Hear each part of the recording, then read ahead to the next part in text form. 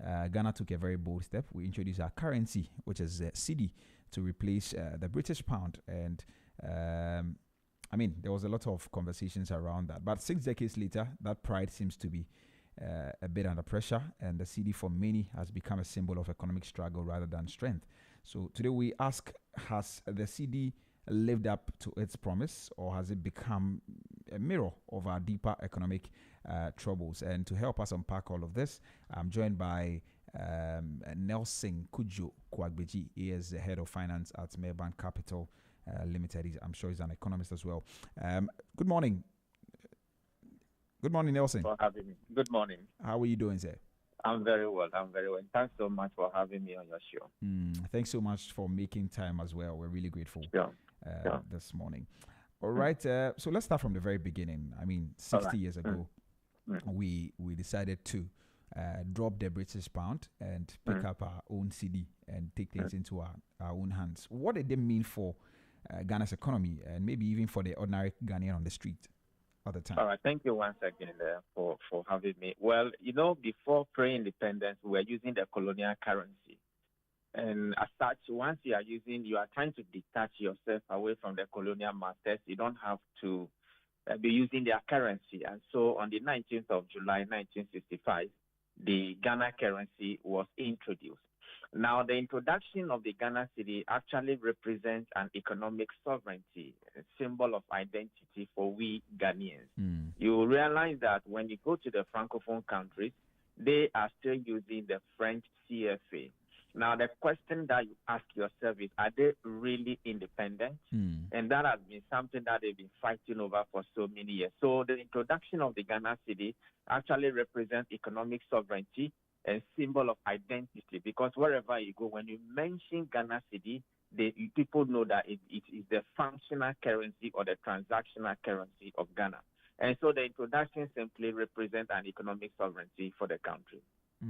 I see. So I'm seeing that there are two things. So it was both economic and symbolic, right? Yes. Yes, it was both economic and symbolic, because you don't want to be attached to your colonial master at the same time you're using their currency. And so it was only prudent and economically advisable at the time to introduce a currency that represents the culture, the value, and the identity of the Ghanaian economy. I see. Very interesting. Now, just because you mentioned the franc CFA and all of that, I want to know, what are the negatives and positives associated with either keeping your colonial master's currency or moving on to your own currency? All right. So the negative is that once you are using your colonial powers currency, indirectly they will still be controlling your economy. Don't forget that most of the reserve of the Francophone countries in West Africa and Africa, for instance, are kept in France. In fact, the reserve that they are supposed to put in France is determined by the French government. And so clearly they don't have total control over their economy. However, when it comes to the Ghanaian economic jurisdiction, you realize that we have our own currency. We are the only country having the Cedi as a functional currency.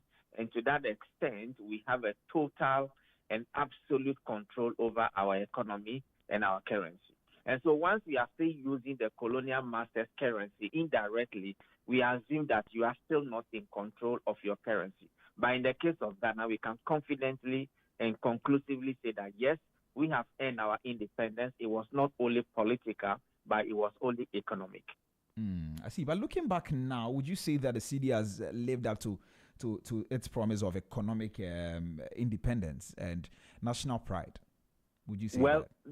Well, despite the challenges that the Cedi has faced in the years within the 60s, in fact, if the Cedi were to be a human being, I'm sure by now they should have been on retirement, on pension. And because the statutory retirement age in Ghana is 60 years. Yeah. So just like any natural human being, whilst growing up, you certainly face challenges along your journey. However, we can say that even though the Cedi was challenged in terms of depreciation today, tomorrow appreciation, tomorrow another day depreciation, we can generally say that yes, to the extent that the Cedi actually has been used all these years as a functional currency of Ghana for transactional purposes, we can say yes, the city has, lived up to the promise of economic independence, even though there is more work to be done in terms of the stability of the currency. So there's been times where the city has been very strong, and there's also been times where the city has been quite weak. What maybe over the years, if you can take us down memory lane, what major events or turning points have actually shaped the city's weaknesses and strengths? Well, I think one of the major events that actually shaped the city's strength was the redenomination that was done in 2007. You remember the famous slogan, "The value is the same." Yeah. When the 4 zeros were taken off, the currency then, because of the principle of portability. I'm sure if we were to be using that same currency today, even 10,000, you carry it in Ghana must go. You understand? Yeah. But to the extent that 4 zeros were taken out, 10,000 then is now 1 Ghana city. Okay, 10,000 then is now 1 Ghana city. That makes it portable. And one of the attributes of a good currency is portability. That is the ease with which you can carry it along. Now, when you go to other countries, mostly the war-torn countries, you realize that if you are carrying even 5,000 of their currency, you realize that you have to carry them in sacks. But today in Ghana, you can just put, let's say, 20,000 cedis in your pocket as compared to Nigeria. Because Nigeria, 20,000 Ghana cedis is almost more than about 2 million cedis or 2 million naira or something. So one of the major events that actually shaped the city's strength was the redenomination that was carried out, in 2007. And that has given some level of strength to the Ghanaian city. In terms of the weaknesses, I wouldn't call it an event, but it is actually an attribute or an attitudinal thing that is cropping into the Ghanaian economy within the country. And we have been discussing this for a long time now. That has to do with the rejection of the lower denominated values. When you go to the market now and you want to buy something worth 1 Ghana cedi, and you get 1 peswa, 10, do you think the seller will accept it? No. Okay, even you, when you go and buy something from the market and your change is 90 pesos, and the woman gives you 1 peswa, up to 90 pesos, will you take it? But no. Actually, the malls do that. I've purchased things. I think at ShopRite and all of that, they still give us those coins. Good. So that is one of the challenges that we are facing. That is actually helping weakening the level of confidence and trust we have in the Ghana city for the first way. So I think these are some of the events or challenges that the city has witnessed whilst growing up. Now let's stay a bit longer on the strength. Now you talk about the fact that we would have ordinarily been carrying several fiscal notes so much. A lot of them in a bag compared to now that what is the essence of being able to carry it? Is it just convenience? What does it do to you? Of course, that is exactly the word that you have used. Convenience. Those days, if you want to carry 10,000 cedis, that's a lot of paper. And you can't carry it in your pocket. You have to put it in Ghana must go or stacks. Yeah. But today, 20,000, you can just put it at the back pocket. So I think it has to do more of convenience. In fact, we went to the market to ask people why they reject the lower denominated currency. The word they use is convenience. Why would I take so much coins and put it in my bag or pocket that I'll not even use? So the word, you just hate it, is convenience. Yes. But what does that do to the economy? Rejecting the lower currencies. So, for instance, the coins. The coins. If I don't want to take all the 10 pesos or 1 peso and put it together, what does that do to the economy as a whole? Okay, so it engenders inflationary pressures. Okay, it provokes inflation, which means that you could have gotten that particular item at, let's say, 80 pesos, isn't it? But you give the woman 1 Ghana cedi, she gives you back 2 pesos change. But you said, I won't take it. In effect, you are buying that particular commodity or item at 1 Ghana cedi instead of the 80 pesos. So, which means that, your purchasing power. 80 pesos, the change would have to be, okay, right, okay. 20 pesos, yes. actually. No, so is it 20 pesos? Yes, 20 pesos. 20 pesos. So instead of you buying that particular item at 80 pesos, you are indirectly buying it at 1 Ghana cedi. So it engenders inflationary, pressures, which actually reduces your effective purchasing power. I see. So, so essentially, I want us to compare. Now, we know that Nigeria has not changed their currency. They still use the what are the effects of that compared to what we do here? I mean, having done the redenomination. Well, every country has its policies regarding its currency management. I have been to Nigeria on few occasions. If you take their notes, you realize that the notes, sometimes they are very, very, excuse my language, very torn because it's been overused, over and over and over again, and the government is not trying to pull them and inject new ones into the system. Because if you want to pull them out, drain them out, and inject fresh one, it goes with cost because you need to go and print them. You understand? Yeah. So it makes the cost of managing the currencies very expensive. Okay. However, when you come to the Ghanaian setting, I mean, you realize that Bank of Ghana do often, inject fresh notes into the system, but the rate at which and the cost that will be incurred in printing those currencies compared to those of Nigeria will be much lower. But the thing is this, as I said, it is always convenient and it also reduces risk. You get it, because we have all kinds of people on the street looking out for people. And so nobody will know you have 20,000 cedis in your pocket. But if you have, that will be about 2 million Ghana cedis, the old currency. You can't put that in your pocket. You have to put it in Ghana must go. And that is also risky when you are out there. I mean, doing your transacting your daily business. But some people argue that it is better off. I mean, for instance, in Nigeria, you can get certain things at a very cheaper price. That same product comes to Ghana and the prices are very outrageous. What do you have to say to that? Well, that is a comparison that people do. As I said, our economies are not the same, even though we are all within West Africa. Our economies are not the same. It's just like you also travel to North Africa, you see something very cheap there.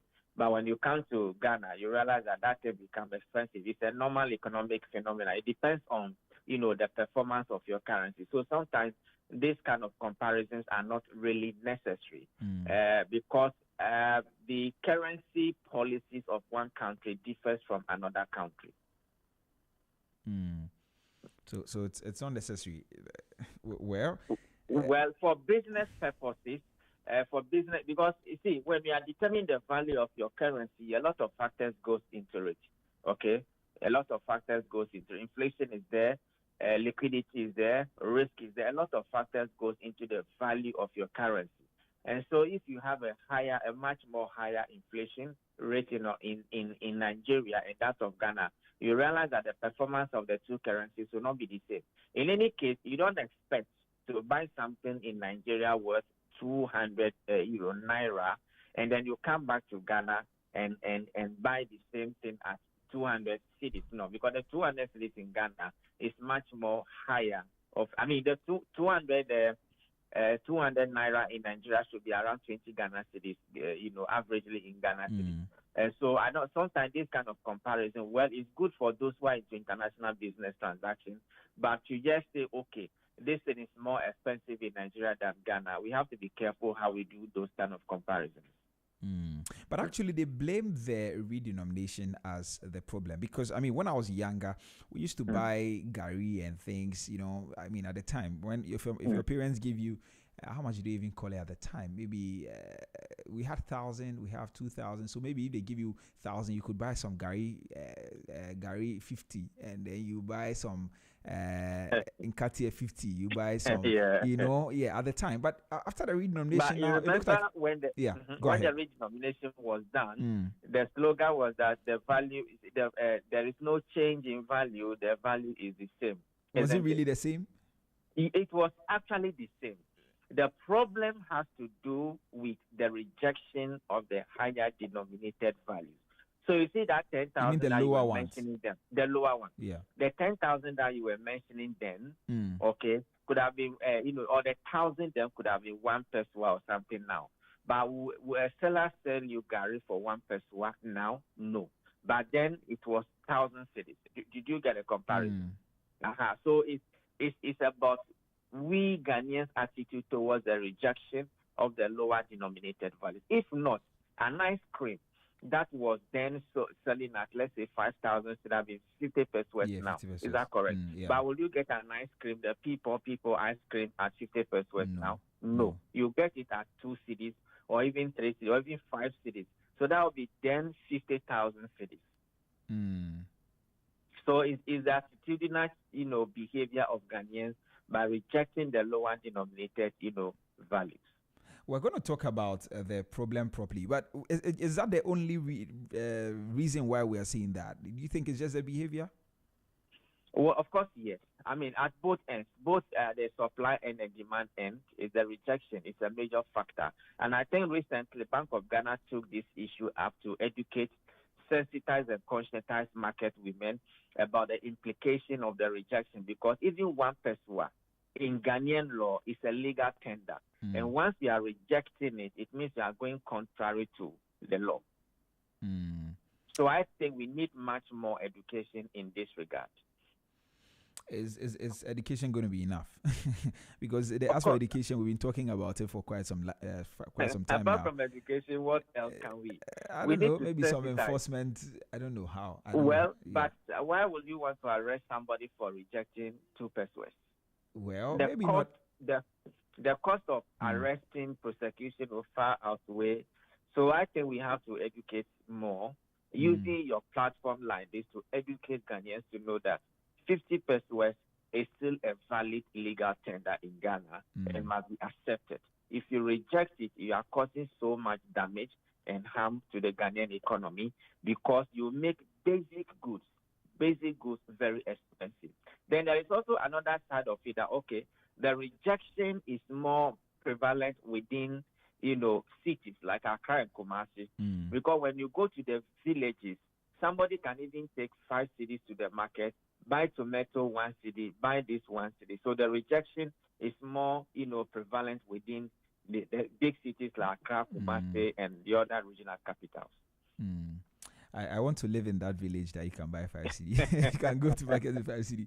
But anyway, I want us to stay on this bit. I'm trying to understand the issue.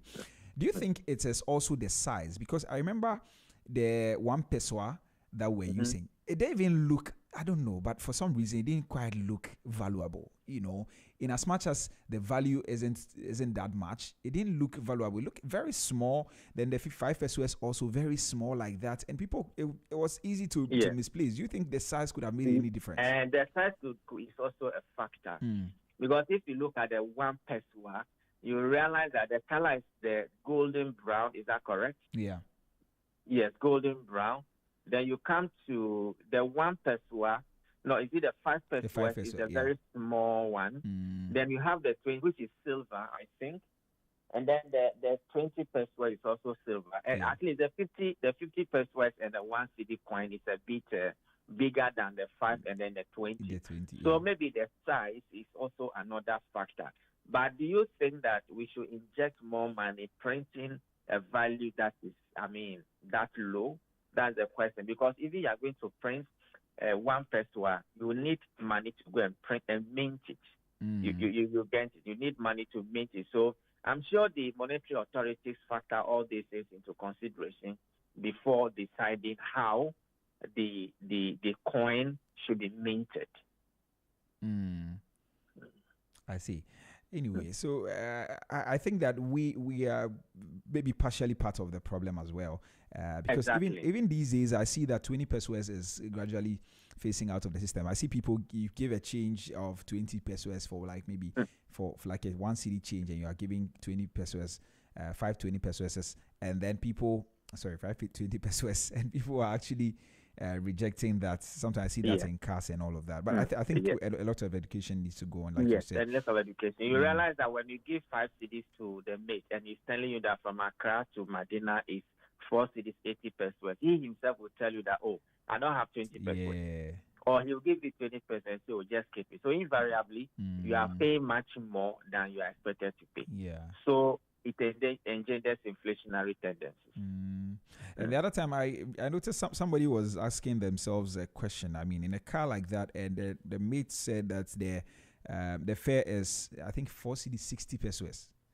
You know, and she was like, why 4 cedis 60 pesos? It should either be 4 cedis 50 pesos or even 5 cedis, you know. But the mate also knows that he will tell you, I don't have 40 pesos, but 50 pesos at least he will get. Because the 50 pesos is common in the system than the 20 pesos. So it's also another strategy that, I mean, so we need more education, we need more sensitization, and we need more conscientization to the effect that those lower denominated, values still remain valid legal tender within the Ghanaian economic and financial jurisdiction. I see. But do you so are you saying that the redenomination did us some more good than bad? Well, I think in terms of ease with carrying the currency, I think it has done us more good. And currently, Ghana's currency is the best performing currency in Africa. I'm sure all these events contributed positively towards it. But while saying that, many Ghanaians actually say that the cedi has lost its value. What does that mean in economic terms, or from an economic standpoint? That we've lost. I mean, the Ghana cedi has lost its value. Well, I mean, you don't expect a currency to always gaining value all the time. I mean, economic cycle is made up of up and downs. We have witnessed depreciation of the currency in the past, and we have also witnessed appreciation of the currency also in the past. Currently, the Ghana cedi is the best performing currency in Africa, having performed well over 20% year to date. And so I think the goods far outweigh the bad. We should continue to have confidence and trust in the Ghana cedi. But about it being the best performing currency, is it because others are not performing well, or we are doing something extraordinary? That's a question I want to ask, because at the end of the day, it looks like because other people are not doing too well. If you say, for instance, in an examination, if you top the class with 40%, and the next person does say 30%, 20%, 10%. In as much as you've topped the class, it doesn't amount to much, because 40% is still F. So is that the case of the Ghanaian cedi? That analysis may not fit in properly here. Governments have policies that they implement in order to strengthen their economy. If you remember, in the past, the cedi has depreciated to the extent that our currency was one of the worst performing currencies in Africa. But we have seen that since the beginning of this year, the Bank of Ghana has been implementing certain prudent monetary policies that has actually given strength to the cedi.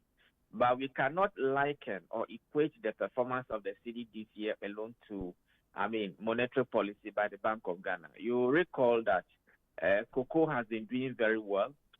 Gold has been doing very well. Remittances have also been coming in. We received some inflows from the World Bank and the IMF. And government-owned fiscal consolidation measures all come together to give strength to the cedi. In fact, recently, the contribution of the external sector alone towards our gross international reserve was more than $10 billion, and that has actually helped to actually stabilize the cedi. So we cannot attribute that to only one factor, but we can conclude by saying that it's a confluence of factors from fiscal point of view, from monetary point of view, from the external sector, that has actually contributed to the performance of the cedi year to date. I see. Okay, you hold on for me. Let me announce our phone lines just in case anybody listening to us would want to join. Yeah, if you just tuned in, this is Business Breakfast on Z101.9 FM with me, Trebi Hammond. And this morning I'm speaking to Nelson Kujo Kwagbeji. He's the head of finance at Melbourne Capital. And we're talking about the Cedi at 60. Now, we're celebrating Cedi at 60 years, but we're looking at the legacy, the value, and the truth about our currency strength. And we've had a great conversation thus far, and we still have some more to talk about. But feel free to join the conversation. If you want to send us a WhatsApp, please feel free to do that. 0544321019, 0544321019, and then I read your messages for you. You can also send me a voice note on that same number, or you can call me on 03039 56641, 03039 56641. We're also streaming live on social media. We're on Facebook at ZFMGH and also on YouTube at Z Multimedia. You may want to visit those platforms and then drop a comment there under any of the posts, and then we'll read them for you. All right, so let's continue the conversation. Now, inflation seems to be a constant issue over the years. We've struggled with that a lot.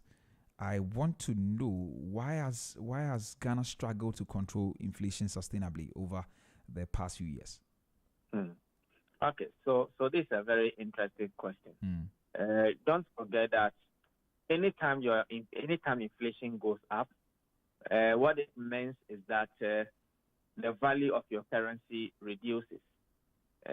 Because if today you can buy something at 1 Ghana cedi, but the price has increased, all things being equal, the amount that you are having in your pocket certainly will reduce. The problem that we have had in the past has to do with prudent economic, management. In the past, we have had challenges where government over the years were not able to, manage the economy properly. You will recall that in December 2022, we had well over 54%, rate of inflation. And it's as a result of policies that the government was implementing at the time that the economy was not really responding to. But then inflation has fallen, downwards. Currently, we are at 9.4 as at October, I believe. And so that has been a challenge.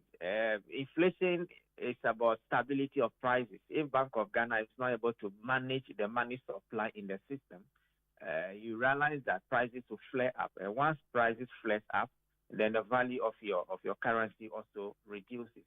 But we have seen certain conscious and deliberate effort on the part of the Bank of Ghana to be mopping up excess liquidity from the system. Because once you have too much money in the system, what it means is that inflation will set in. So Bank of Ghana has mopped up a lot from the system, and that has actually brought down inflation to single digits now. I see. But are you hopeful, just because we're talking about inflation, are you hopeful that we're going to drop further to the end of the year? Yes. If you want to check the stability of the prices in your country, if you want to know whether prices will continue to be stable in your country, there is only one indicator that you can check. Go to the pump. Once the pump prices are reducing or are stable, you expect to have a relative stable, price. I think the first window for November, prices at the pump have reduced. To that extent, yes, because see, the fuel is the basics of everything. The drivers will tell you prices of fuel have gone up, so they are increasing prices. Market women will say, okay, we are also going to pick goods from the farm, prices have gone up. So if you want to know whether inflation will remain, stable into the short to medium term, check the pump.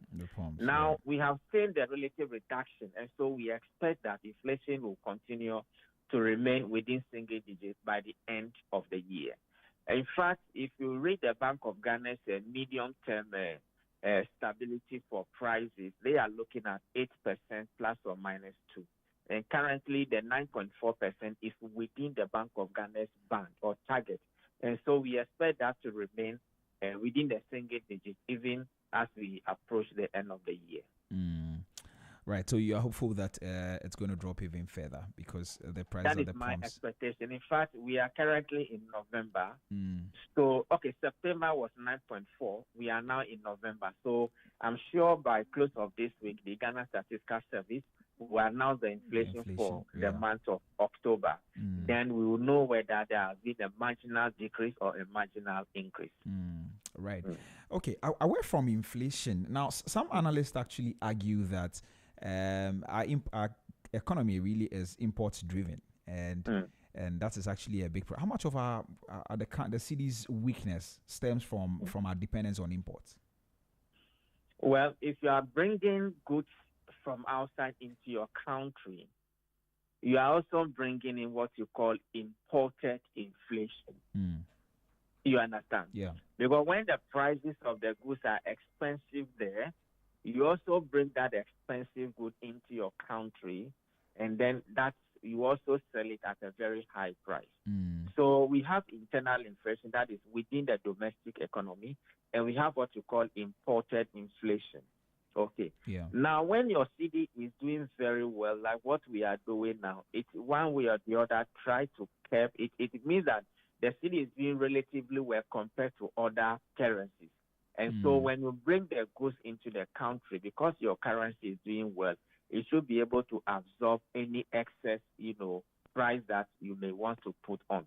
And so, I mean, to the extent that you are into international business, you import and export, your main focus will be the stability of the Ghanaian cedi. That will be your main focus. Yeah. And so we have seen that the cedi has underperformed, has overperformed, depreciated, appreciated. But, I mean, what businesses are normally interested in is the stability of the cedi. Businesses don't really care if you are selling the dollar at 15 or 16 or 12. What they want is that it should be stable so that when they are projecting or planning their cash flow, they will know how to plan it. Because if today the dollar is trading at 10, and they use, that 10 cedis per dollar to import, and tomorrow the cedi is not performing, when they bring in the commodity, they will sell it at 15 or 12, cedis, and that is not good for the economy. So the depreciation and appreciation of your currency has a direct impact on the international business transaction. That is why it is always advisable that you keep your cedi relatively stable in order to absorb some of these shocks. I see. So that until we are able to deal with that, but how do we deal with that? Moving from an import-driven economy to an export-driven one. Ghana's economy, since independence, has been based on the colonial economic model. What is that? The colonial economic model, in the sense that we export raw materials to Europe and America. They transform the product and then send it back to us in the form of finished products. What we can do to move our way from that colonial economic model of exportation of raw materials and importation of finished goods is to diversify our economy. By diversifying our economy, what I mean is that value addition. And so the gold that we are producing here, why don't we transform the gold into finished products? The cocoa that we are producing here, why don't we transform the cocoa into finished product? The timber and all the other resources that we export in their natural state, why don't we add value to them and rather export finished products? So the only way out is to export value-added products. Then when we are doing that, you are having a sustainable source of foreign inflow. But to the extent that you continue to export raw materials and be importing, then there is a challenge. Then another thing that we need to do is to make sure that we consume more of Ghana-made products. I'm sure if you go to any supermarket in town now, you have Lily rice, you have basmati rice, and you have a local rice. You certainly not go for the local rice, isn't it? Yeah. Isn't it? Yeah. And so there is the need for an attitudinal change. We need to consume more because, see, if you import 5 kg of lily rice into Ghana, what it means is that you are creating an employment equivalent of whatever amount you buy the 5 kg in that country, and you are creating unemployment in your home country. So I think we need to consume more of our local product. When we are doing that, we are strengthening our currency. We are giving more value to our currency. So, and also, I mean, like you said, we have to be doing a lot of production here, right? Yeah. Adding value to the things that we produce ourselves as well. But why aren't you doing that? Don't our leaders know? They know more than you and I. They know. They know that in developed countries, it wasn't exportation of raw materials that developed their economy, isn't it? Isn't it? It wasn't raw material. It was actually the exportation of finished products. The reason why when you go to the malls in town, you don't see any raw material being imported. The only raw material that we even import is we call them semi-finished goods. That is what the manufacturer use as additives and do whatever. But a chunk of the things that we import into this country, they are finished products, and that is what is building their economy. And so when you look at the import bill of Ghana for chicken alone, it's well over $215 million a year, and that's a lot.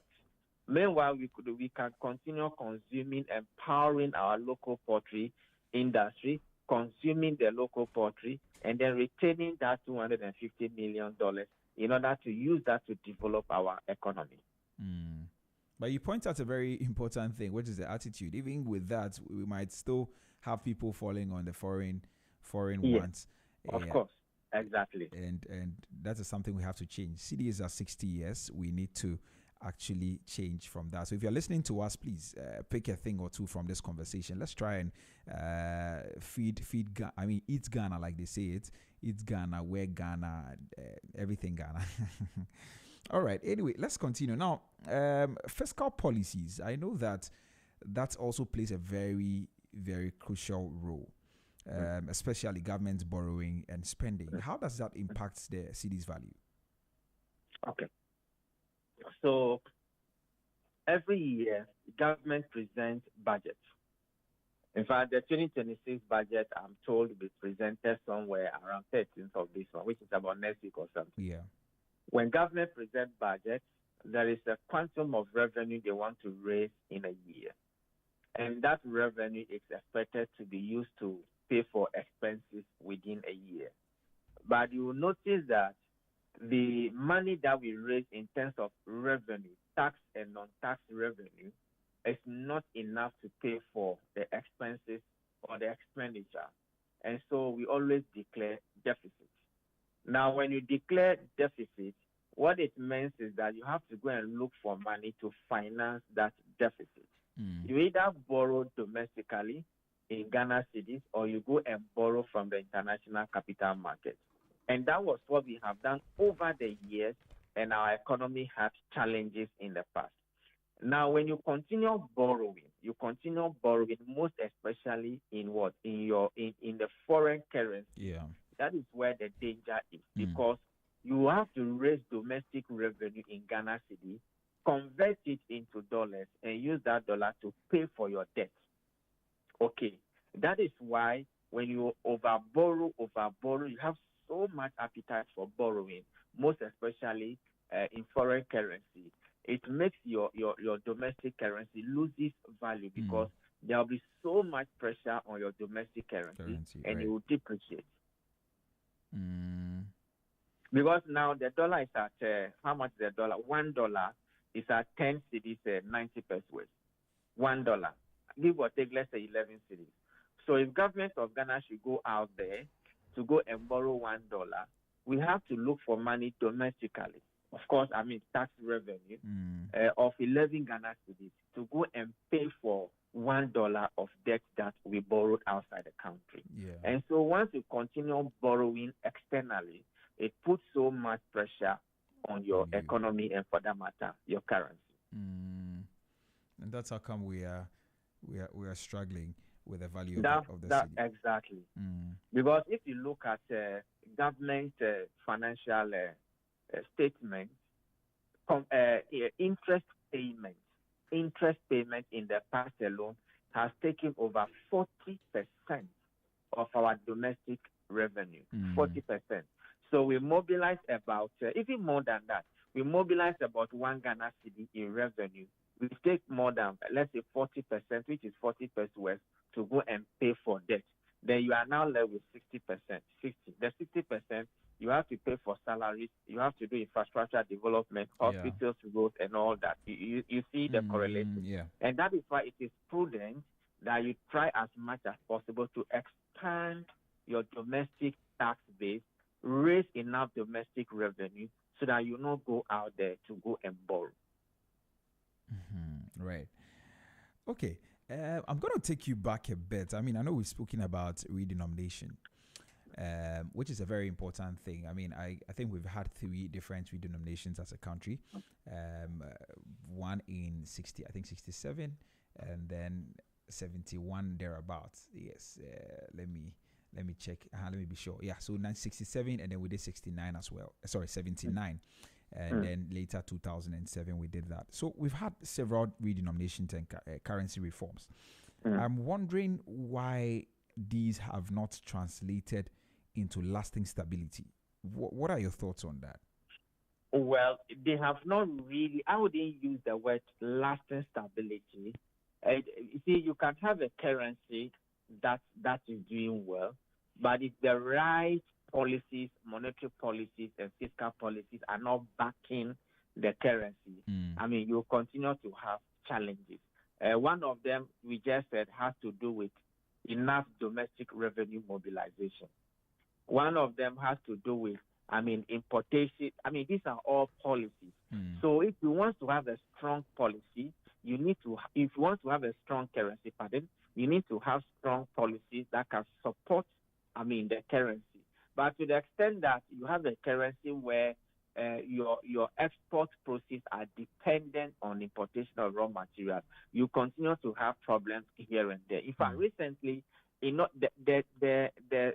appreciation or the relative stability of the cedi we are doing is because of a certain decisions and major interventions that the Bank of Ghana is doing. But the question you ask yourself is, are those policies and decisions sustainable? Do you get it? Yeah, I get it. That is why we need to sit back, look at the journey of the currency and say this and this and this and this was what we did. But it has not yielded the right result. Should we continue doing the same thing? But I think this time around, the governor, the Bank of Ghana is doing something extraordinary that is actually giving strength. And we expect that these policies will continue into the future. Actually, we're having a conversation on same before we jump on the roundtable discussion. I was talking to in-house economic analyst, and we're talking about, the Bank of Ghana has plans of injecting some $1 billion this month into the market, and that's what we're talking about. That until when will we continue to do these injections? Exactly. These are, we call them short-term measures. I mean, we are getting closer to Christmas. Yeah, people need money to import as usual for Christmas. So you need to make available enough effects to meet the demand of those who need them. Because if you don't do that, what will happen is that, the foreign currency is a commodity that you go and buy. Okay? Yeah. So if you don't make it available, what will mean that the price of that commodity will go up. The value of that commodity will go up. When it goes up, it means yours is coming down. Then there will be pressure on the cedi because a lot of people will be chasing the cedi to convert them into dollars.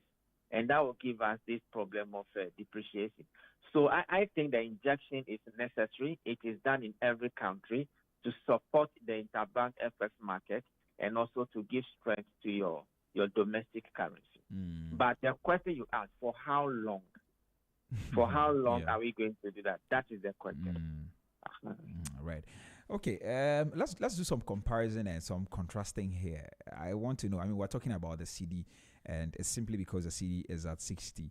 So we want to look at how we compare to other countries. I know I've mentioned Nigeria already. You also mentioned from the beginning the franc CFA as well. How does our currency compare with other African countries, largely? If you can just speak to it. Well, as I did indicate, our currency is doing well.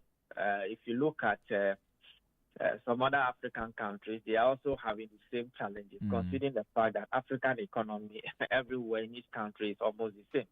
I mean, policies that we implement in terms of our external sector is just basically about exportation of raw materials. But if you compare our currency, in fact, the World Bank just last week released a document where they indicated that our city has performed more than 20%, and it's one of the best performing currencies in Africa. So compared to, in terms of performance, compared to other African countries, we can say that we are doing very well, and our authorities will just continue to implement policies that will continue to give strength and value to the Ghana cedi.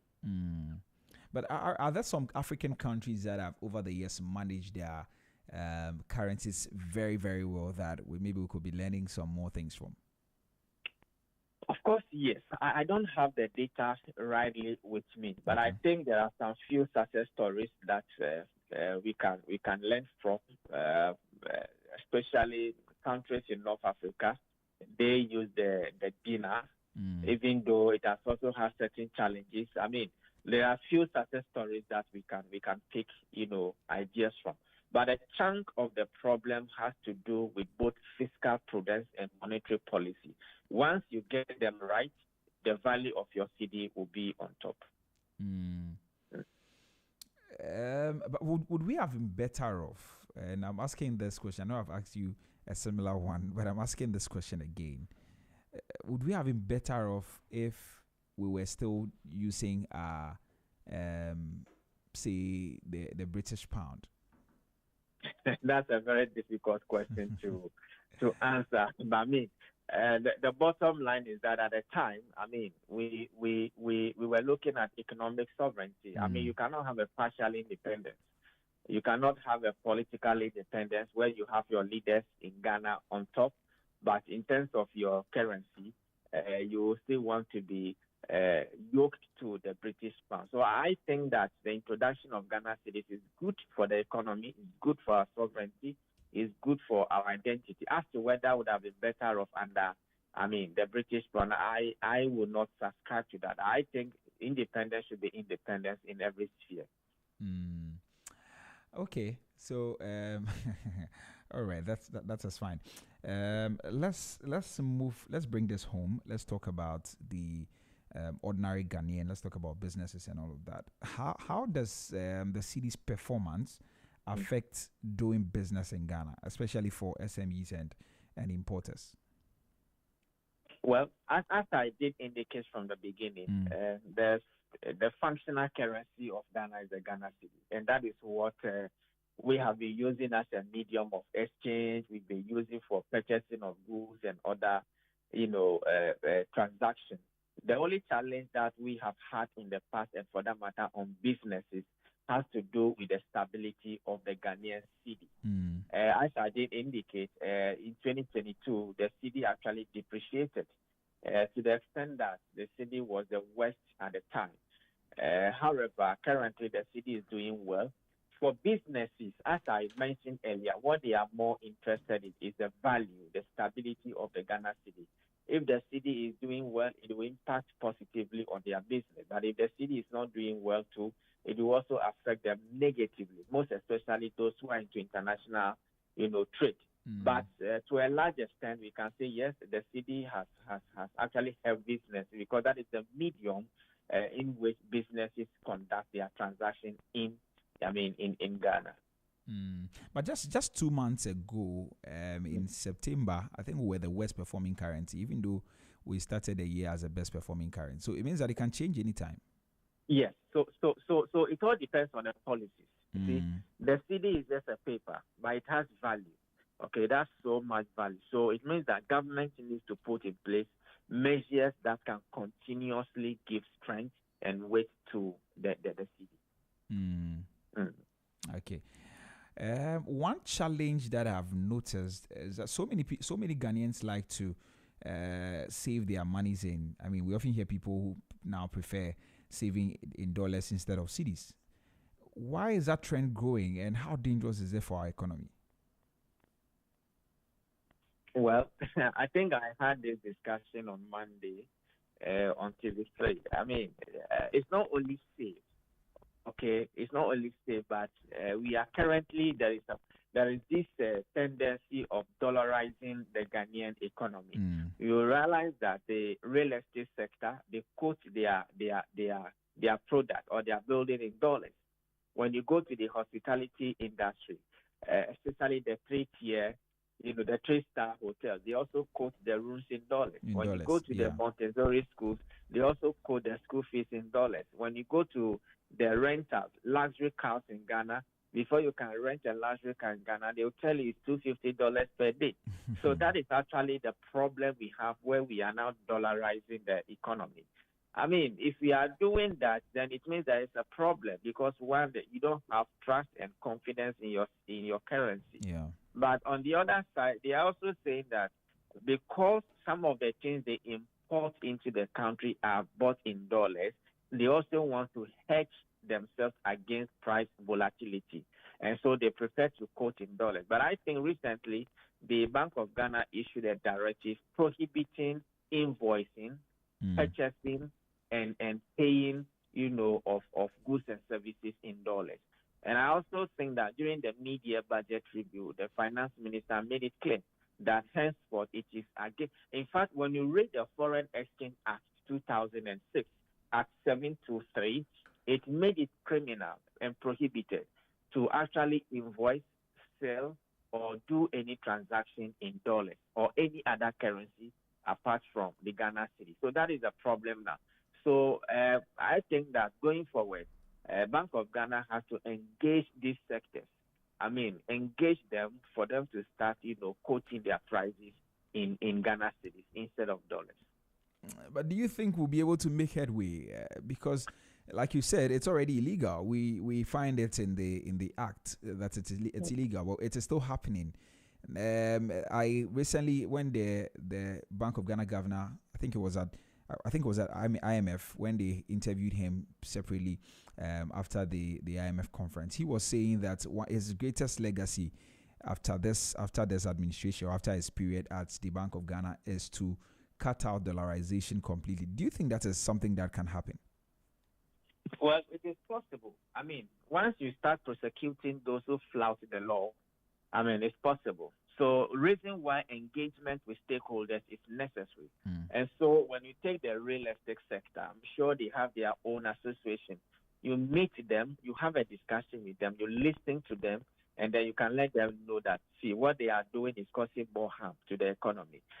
Then at your end, as a regulator, you also make sure that your currency is stable, so that at both ends there will be solutions. So I think the Bank of Ghana has to start prosecuting people who continue to quote their products and services in dollars, because it's against the law and it is illegal and it must not be done. But don't you think that will also scare investors away? Well, I don't think so. I mean, we are talking about economic independence. Ghana here, we have a currency, which is the cedi. We need to have more confidence and trust in the Ghana cedi. And so once you are an investor, you are coming to the economic jurisdiction of Ghana, you must be ready to transact in Ghana cedi. I don't think that will scare away investors. In any case, they prefer coming here because the cost of doing business in Africa is a bit lower than that of Europe and America. I see, but the question on my mind, maybe I should have asked that before. Some of the questions I've asked, why is that the case? Why are they even dollarizing the? I mean, why are they even charging in dollars? Why are they selling things in dollars? Yes. So as I did indicate, they will tell you they are hedging. They are also protecting themselves against price volatility. And don't forget, they are also in business. They want to make profit. And so the profit motive is one, and the risk mitigation is also another one. And so it is important for them to know that what they are doing is illegal and they must stop, because they are actually causing harm to the Ghanaian economy. But as a matter of fact, it looks like then the problem really is not de-dollarizing the. I mean, they trying to charge in dollars, but the problem really is that we are not stable, And if we're able to fix that as a country, then people will be okay doing their business in Ghana City. Or you don't think so? Well, that is the angle from which they will come. Reason why, you see, a currency is not supposed to be just a static, let's say 10 Ghana cities all the time. It goes up and down, but it must be relatively stable. And so you cannot take advantage of that. I mean, it's a law in this country, and the law says that you are not supposed to invoice, you are not supposed to price, you are not supposed to pay for anything in dollars. Of course, there are certain exceptions, especially those who are into international trade. Those are the exceptions that Fine Bank of Ghana will give them. But you and I just go to a real estate company and pay for dollars to get an apartment, or go to a hotel to pay $120 or $130 to sleep. It's totally unacceptable because we have a currency. And the funny thing is that these tendencies also engenders inflation. The reason be that when you go to the hotel and they tell you the price is $120, when you ask them you want to pay in Ghana cedis, they will give you their own exchange rate. Right. You get it. Yeah. They will not give you the commercial or the interbank. Now, dollar is around 10 cedis, 90 pesos. But he can tell you that if you want to pay in cedis, then you are paying it to be 11 cedis per dollar. So they charge their own exchange rate, and that is also not good for the economy. Okay, right. So now you spoke about the fact that some Ghanaians. I was asking that they like to save in the US dollars instead of the Cedi. Are there any better ways to protect themselves against currency depreciation? Yes. Are there any better ways to do that? Well, apart from financial investment, we have other real investment that you can invest your money in. If you feel that the stability of the currency is a challenge, you can invest in any real assets. Land always appreciates in value, especially when the area is being developed. You can go into that. Real estate is also another area. So apart from financial investment that you are scared of, there are so many investment opportunities within the Ghanaian economy that somebody can take advantage of. In any case, it is not a crime to maintain a dollar or foreign currency account in Ghana. You can maintain it for your international business transactions. But if you want to deal within the Ghanaian economy, I don't think you can just walk into any company and just take dollars to pay. That is illegal.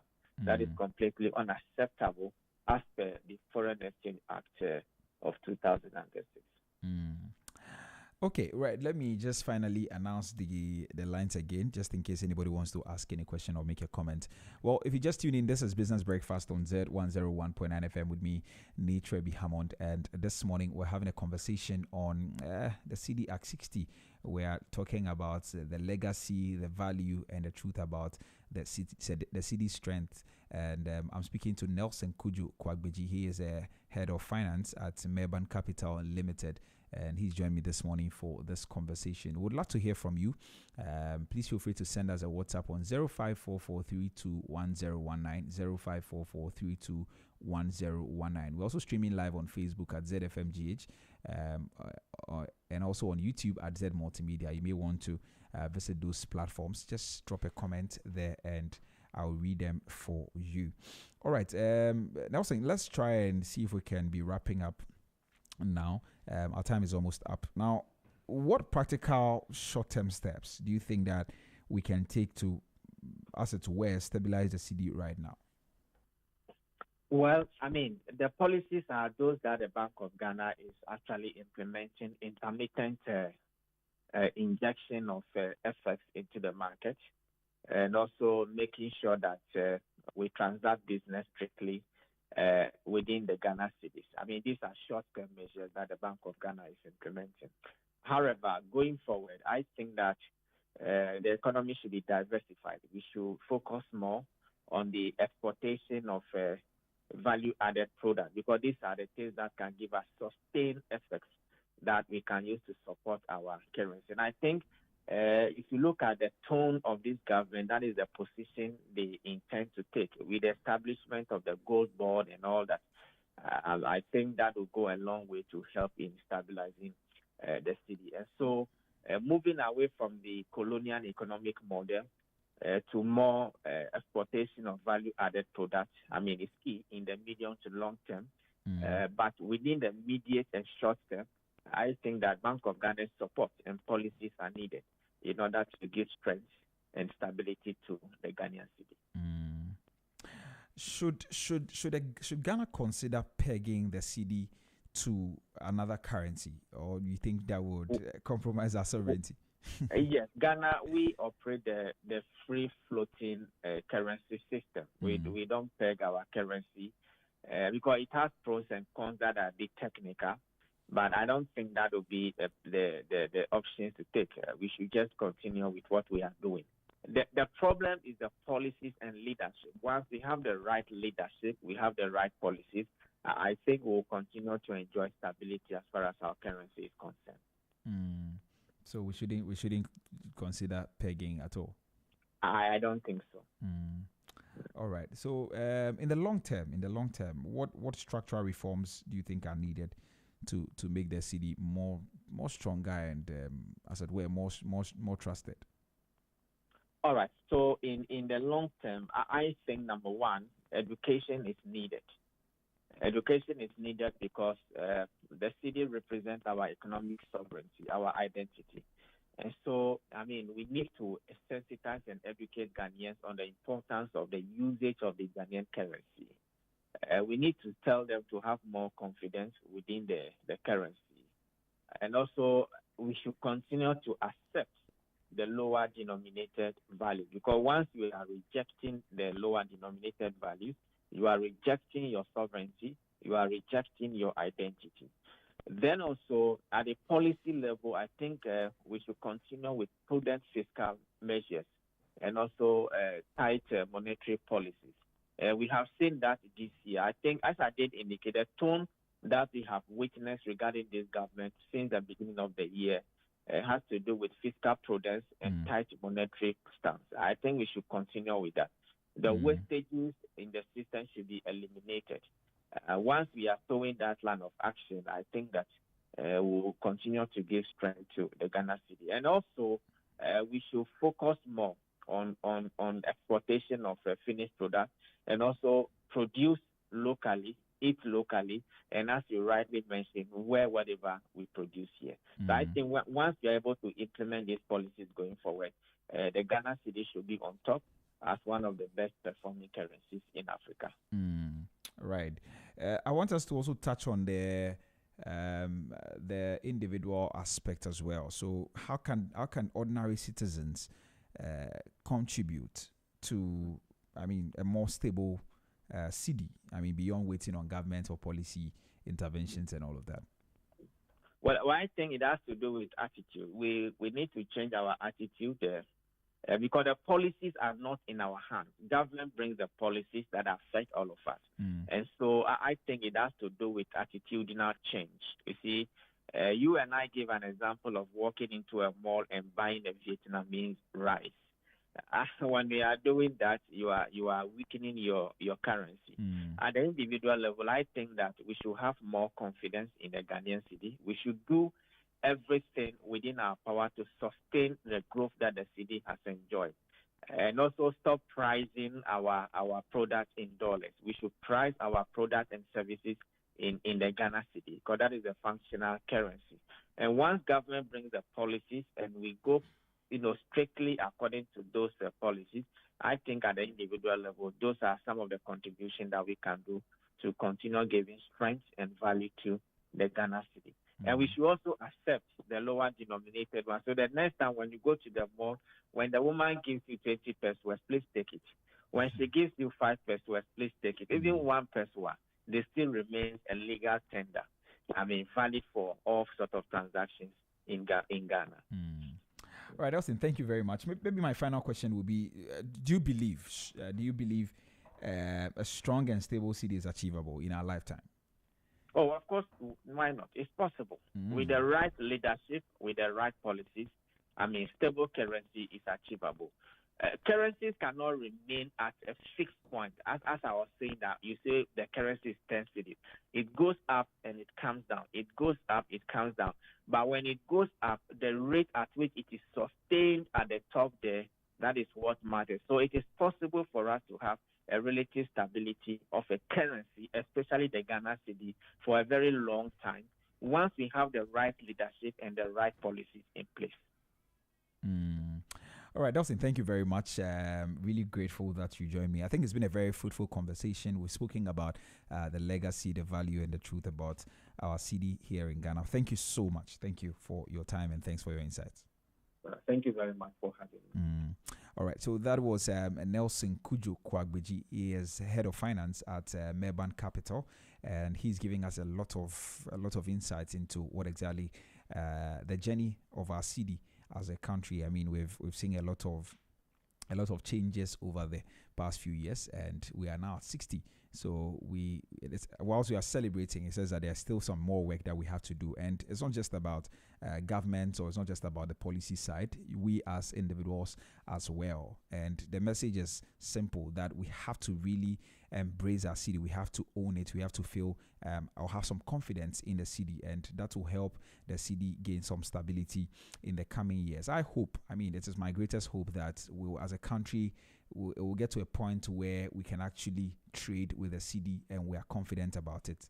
And I hope that we get there. So as we are celebrating 60 years, let's also remember that it takes our individual responsibility. Whether you're a business owner, you're an individual listening to me this morning, it takes our responsibility to be able to get the cedi moving. Let's stop the dollarization of the economy and make sure that we transact business in our own currency. So 60 years on, of course, the story of the cedi is really the story of all of us. Our choices, our discipline, our priorities, and our vision for the future. The cedi has actually carried our hopes. It has felt our mistakes and reflected our resilience. And if there's one thing today's conversation reminds us, is the fact that that currency strength isn't built in the votes of the Bank of Ghana alone. It is built in the fields, it's built in the factories, the boardrooms, and yes, even in our everyday spending decisions. So a strong cedi is possible, but it will take consistent leadership, productive enterprise, and citizens who believe